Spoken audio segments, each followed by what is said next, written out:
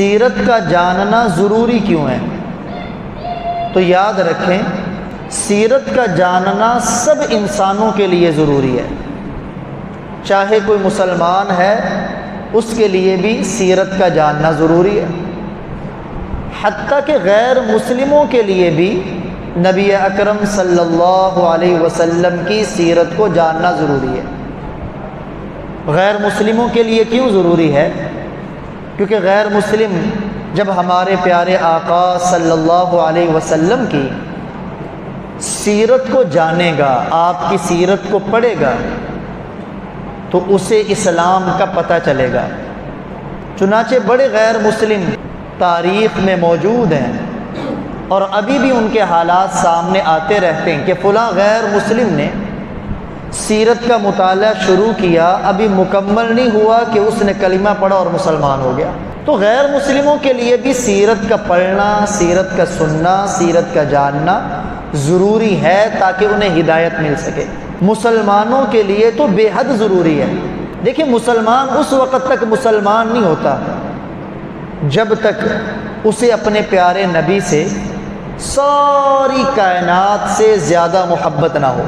حدیث مبارکہ ہے، صحیح بخاری کی روایت، لا یؤمن احدکم حتی اکون احب الیہ من والدہ وولدہ والناس اجمعین۔ آپ نے فرمایا اس وقت تک تم میں سے کسی کا ایمان مکمل نہیں ہو سکتا، اس وقت تک تم میں سے کوئی مومن نہیں بن سکتا یہاں تک کہ اسے اپنے والدین سے زیادہ، اپنی اولاد سے زیادہ اور دنیا میں بسنے والے تمام انسانوں سے زیادہ میری ذات کے ساتھ محبت نہ ہو۔ صحیح بخاری میں سیدنا عمر رضی اللہ تعالی عنہ کا ایک واقعہ منقول ہے۔ صحابہ کرام فرماتے ہیں، نبی اکرم صلی اللہ علیہ وآلہ وسلم آپ نے سیدنا عمر کا ہاتھ پکڑا۔ سیدنا عمر محبت میں کہنے لگے، اے اللہ کے رسول، آپ مجھے ساری کائنات سے زیادہ محبوب ہیں، لیکن مجھے اپنی ذات آپ سے زیادہ محبوب ہے، یعنی باقی سب چیزوں سے تو آپ سے مجھے زیادہ محبت ہے، لیکن اپنی ذات کی محبت میرے ہاں آپ سے زیادہ ہے۔ تو آپ صلی اللہ علیہ وسلم نے فرمایا کہ اے عمر، اس وقت تک ایمان مکمل نہیں ہو سکتا جب تک تم مجھے اپنی جان سے بھی زیادہ محبت نہ کرنے لگ جاؤ۔ تو سیدنا عمر رضی اللہ تعالیٰ عنہ نے عرض کیا، اے اللہ کے رسول، دیکھیں صحابہ کتنے دل کے مخلص تھے، جو بات تھی وہ واضح کر دی۔ یہ بہت بڑا بہتان ہے صحابہ کرام پر کہ ان کے دل میں معاذ اللہ نقل کفر ناباشد منافقت تھی۔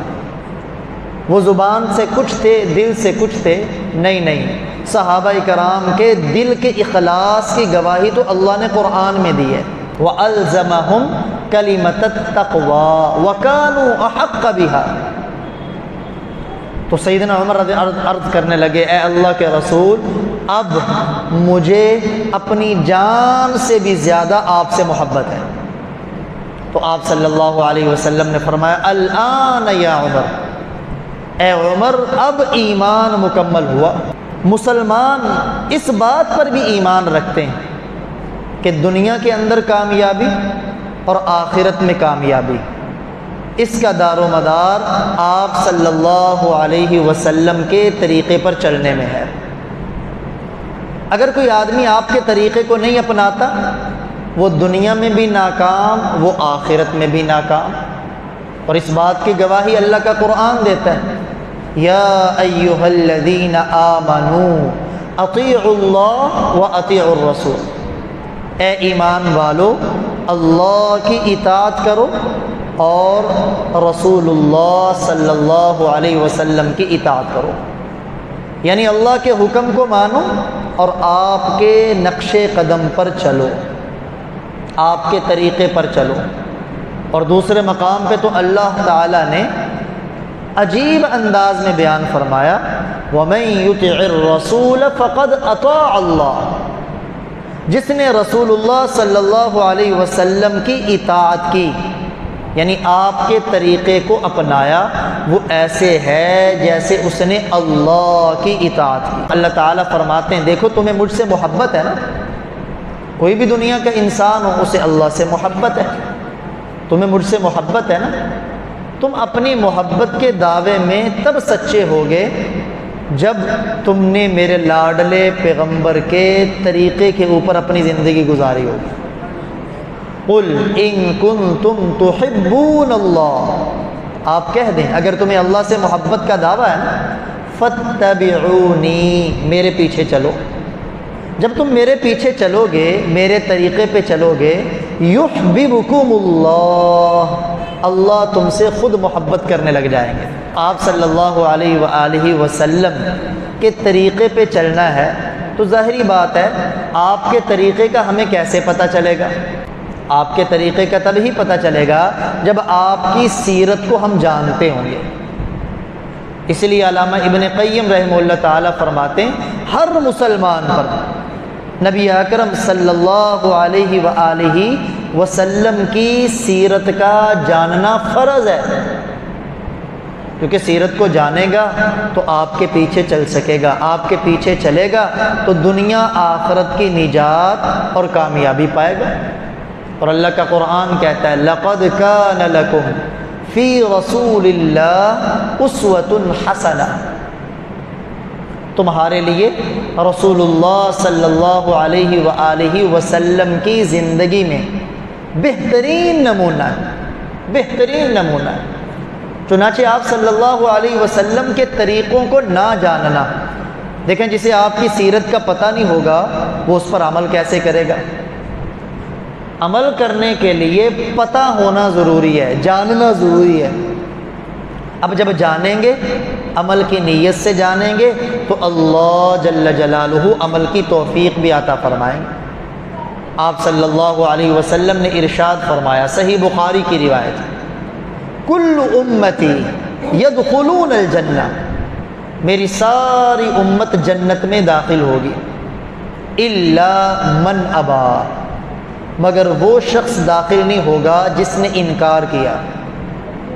صحابہ کرام حیران ہوئے، وَمَن يَأْبَى یا رسول اللہ، اللہ کے رسول آپ کا انکار کون کرے گا؟